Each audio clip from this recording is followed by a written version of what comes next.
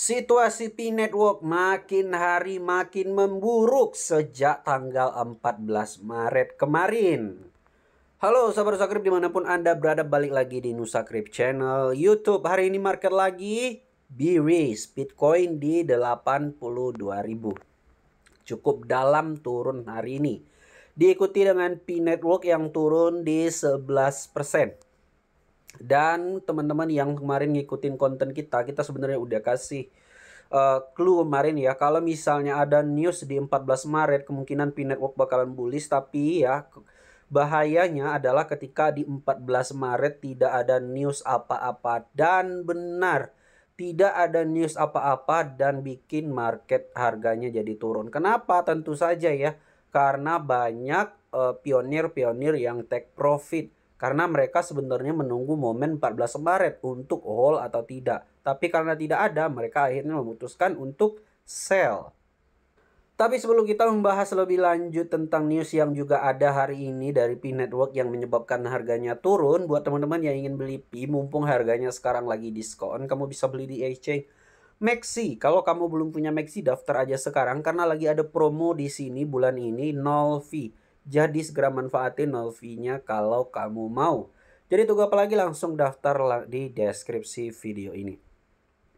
Nah, harganya kemarin masih di 1,4 teman-teman, dan ini jadi hari yang ke-6 turun berturut-turut sejak tertingginya di 1,79.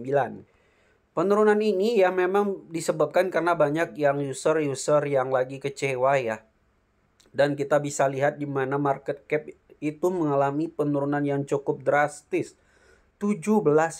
Meskipun volume 24 jam naik, tapi ini volume naik 51% didominasi karena banyak yang sell. Waduh, kacau.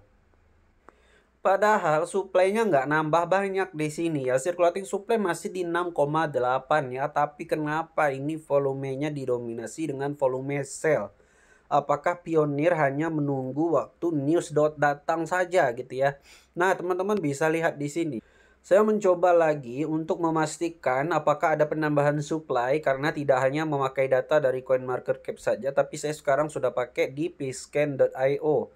Ternyata di pscan.io juga sama dengan CoinMarketCap, circulatingnya masih di 6,8 miliar. Justru menurun dari sebelumnya 7 miliar ya.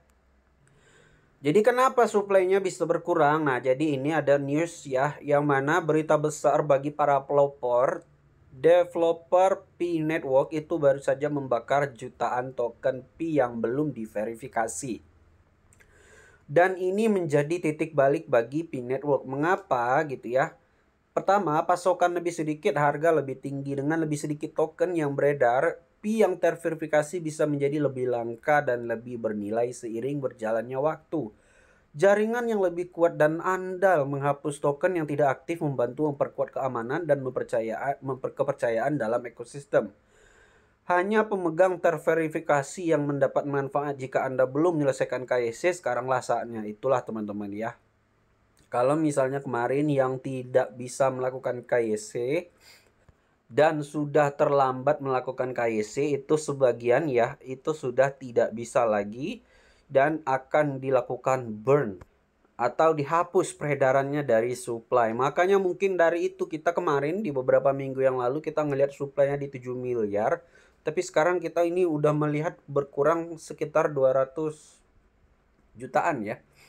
Sekitar 200 jutaan, enggak sampai lah 100 jutaan lah ya berkurangnya dari sebelumnya 7 miliar. Sekarang jadi tinggal 6,88 miliar. Jadi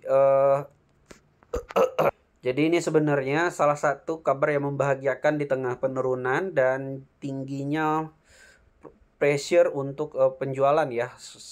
Selling pressure-nya ini di sini memang terlalu tinggi banget ya, tekanan jual dari P-Network ini. Mungkin banyak karena dari developernya sendiri mungkin belum ada menindaklanjuti komunitas ya, terkait banyak yang komplain. Itu mungkin jadi salah satu pemicunya. Karena kalau kita lihat di P-Network P-Core Team ya, itu kita lihat ya beberapa hari yang lalu itu dia tidak ada bikin news yang sama sekali itu membuat pionir itu senang gitu ya. Ini yang terbaru newsnya teman-teman, yang mana dia yang terbaru. Ini ini dia 1 hari yang lalu. Nah, jadi di sini dia bikin news. Saksikan Nicholas Kokalis, pendiri dan kepala teknologi, membahas selelang domain.p. Utilitas tingkat platform terbaru yang menerjemahkan sumber daya Cloud TV menjadi utilitas di seluruh jaringan.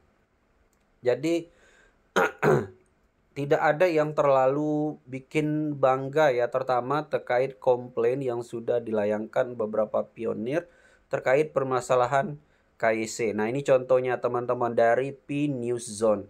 Pelopor hanya memerlukan KIC tapi betul diselesaikan. Saya punya teman yang menunggu masalah ini diselesaikan selama 2 tahun. Perbaiki dan rilis pengumuman minggu ini. Apakah Anda sedang meneliti KIC sementara sudah berapa lama ini? Biarkan tim inti melihat, katanya. Jadi banyak banget teman-teman ya. Nah, ini juga ada yang ingin tim inti dari P Network ya untuk menyelesaikan permasalahannya. Pasal 9 disetujui dan aset saya ditransfer ke dompet, dan ketika periode kunci 2 minggu saya berakhir, saya menerima peringatan dikembalikan ke aplikasi P. Jadi memang banyak banget komplain yang mereka itu sebenarnya udah migrasi tapi dibalikin gitu ya. Ketika saya ingin transfer aset saya ke bursa dan semua aset saya di dompet dikembalikan ke aplikasi. Artikel juga berwarna oranye, jadi sedang menunggu persetujuan lagi. Apa alasannya? Jika Anda menjawab pertanyaan ini sedikit, Anda mengabaikan semua masalah dan berpura-pura menjadi proyek besar. Anda akan kehilangan kepercayaan komunitas dan menghilang. Inilah mengapa saya bilang teman-teman, bahwa developer P itu ya, jadi jangan muluk-muluk dengan domain.p yang dia bikin newsnya itu. Mending selesaikan dulu migrasi mainnet ini supaya komunitas lebih trust, supaya komunitas lebih percaya lagi. Kalau tidak ya, kita akan melihat terus seperti ini ya, dimana komunitas kecewa akhirnya melakukan tekanan pressure selling ya, melakukan penjualan dengan sangat drastis. Kenapa? Karena developer tidak menanggapi permasalahan yang ada di komunitas hari ini. Kita doakan aja ya, P developernya itu bisa memberikan beberapa pengumuman yang berkaitan dengan permasalahan migrasi kemarin. Mungkin dikasih waktu lagi gitu ya, yang banyak kemarin yang dibalikkan migrasinya. Semoga aja ada jalan terang, termasuk buat teman-teman yang mengalami permasalahan yang sama. Gitu aja teman-teman untuk permasalahan kali ini. Semoga bermanfaat untuk teman-teman semuanya. Jangan lupa like dan subscribe. Sampai bertemu lagi di video selanjutnya.